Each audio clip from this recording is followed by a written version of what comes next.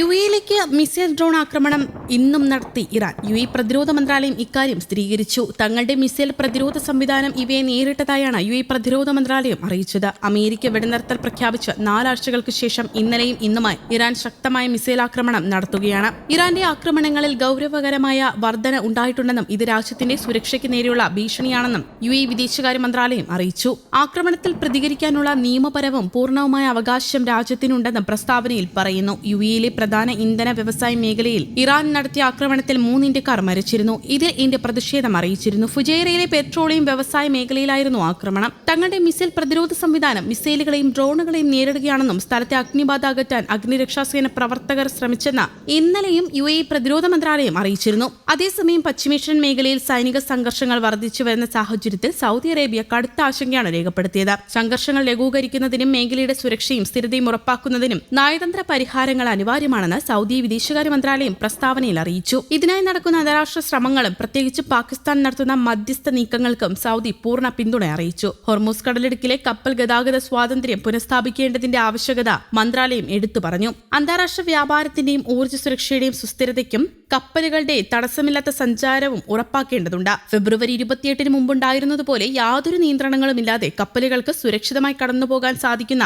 സാധാരണ നിലയിലേക്ക് കാര്യങ്ങൾ മടങ്ങണമെന്നും സൗദി ആവശ്യപ്പെട്ടു. യുഎയിലെ സിവിലിയൻ കേന്ദ്രങ്ങൾക്കും സാമ്പത്തിക സൗകര്യങ്ങൾക്കും നേരെ ഇറാൻ നടത്തിയ മിസൈൽ ഡ്രോൺ ആക്രമണങ്ങളെ സൗദി അറേബ്യ ശക്തമായി അപലപിച്ചു. യുഎഇ കമ്പനിയുടെ ഉടമസ്ഥതയിലുള്ള ടാങ്കറിനെ ലക്ഷ്യമിട്ടുണ്ടായ നീക്കങ്ങൾ അംഗീകരിക്കാനാവില്ലെന്നും മന്ത്രാലയം വ്യക്തമാക്കി. യുഎഇയുടെ പരമാധികാരവും സുരക്ഷയും സംരക്ഷിക്കുന്നതിനായി രാജ്യം സ്വീകരിക്കുന്ന എല്ലാ നടപടികൾക്കും സൗദി പൂർണ്ണ ഐക്യദാർഢ്യം പ്രഖ്യാപിച്ചു.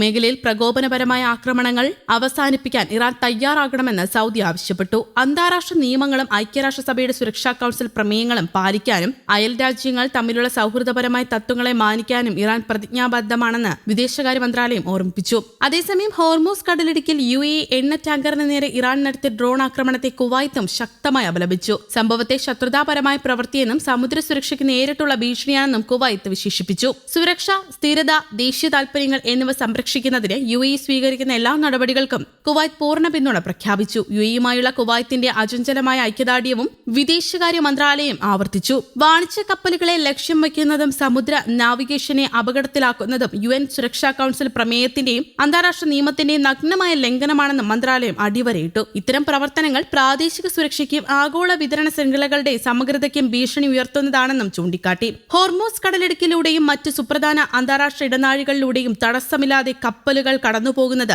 ഉറപ്പാക്കേണ്ടതിന്റെ ആവശ്യകതയും ഊന്നിപ്പറഞ്ഞു. രാഷ്ട്രീയ സമ്മർദ്ദത്തിനോ ബ്ലാക്ക്മെയിലിനോ വേണ്ടി സമുദ്രപാതകൾ ഉപയോഗിക്കുന്നതിൽ നിന്ന് എല്ലാ കക്ഷികളും വിട്ടുനിൽക്കണമെന്നും അഭ്യർത്ഥിച്ചു. എന്നാൽ യുഎസ് സൈന്യത്തിന്റെ അപകടകരമായ അതിസാഹസികതയാണ് യുഎഇയിൽ വീണ്ടും ആക്രമണം നടത്തേണ്ടി വന്നതിന് കാരണമായതെന്നാണ് ഇറാൻ പറയുന്നത്. ഒരു ഇറാനിയൻ സൈനിക ഉദ്യോഗസ്ഥരാണ് ഔദ്യോഗിക മാധ്യമത്തിലൂടെ ഈ ആരോപണം ഉന്നയിച്ചത്. എന്നാൽ യുഎഇയിലെ ഊർജ്ജ നിലയങ്ങൾക്ക് നേരെ ആസൂത്രിത ആക്രമണമൊന്നും നടത്തിയിട്ടില്ലെന്നും ഉദ്യോഗസ്ഥർ പ്രതികരിച്ചു. എന്നാൽ ഇറാൻ തൊടുത്തുവിട്ട ബാലിസ്റ്റിക് ക്രൂയിസ് മിസൈലുകൾ തങ്ങളുടെ വ്യോമ പ്രതിരോധ സേന തകർത്തതായി യുഎഇ അധികൃതർ വ്യക്തമാക്കി. ഡ്രോൺ ആക്രമണത്തെ തുടർന്ന് ഫുജൈറയിലെ ഒരു എണ്ണ സംഭരണ കേന്ദ്രത്തിന് തീപിടിച്ചതായും യുഎഇ സൈന്യം വെളിപ്പെടുത്തി. അതേസമയം രാഷ്ട്രീയ പ്രതിസന്ധിക്ക് സൈനിക നീക്കത്തിലൂടെ പരിഹാരം കാണാൻ കഴിയില്ലെന്നാണ് ഹോർമൂസിലെ സംഭവവികാസങ്ങൾ തെളിയിക്കുന്നതെന്ന് ഇറാൻ വിദേശകാര്യമന്ത്രി അബ്ബാസ് അരാക്ചി പറഞ്ഞു. പാക് മധ്യസ്ഥതയിലുള്ള ചർച്ചകൾ പുരോഗമിക്കുകയാണെന്നും അദ്ദേഹം കൂട്ടിച്ചേർത്തു. അതിനിടെ ഹോർമൂസ് കടലിടുക്കിൽ യുഎസ് നാവിക കപ്പലുകൾ ആക്രമിക്കപ്പെട്ടാൽ ഇറാനെ ഈ ഭൂമുഖത്ത് നിന്ന് തന്നെ ഇല്ലാതാക്കുമെന്ന് യുഎസ് പ്രസിഡന്റ് ഡൊണാൾഡ് ട്രംപ് മുന്നറിയിപ്പ് നൽകി. തങ്ങളുടെ വാണിജ്യ കപ്പലുകളെ തടയാൻ ശ്രമിച്ച ഇറാന്റെ നിരവധി ചെറുബോട്ടുകളെ കടലിൽ മുക്കിയതായി യുഎസ് സൈന്യവും പറഞ്ഞു.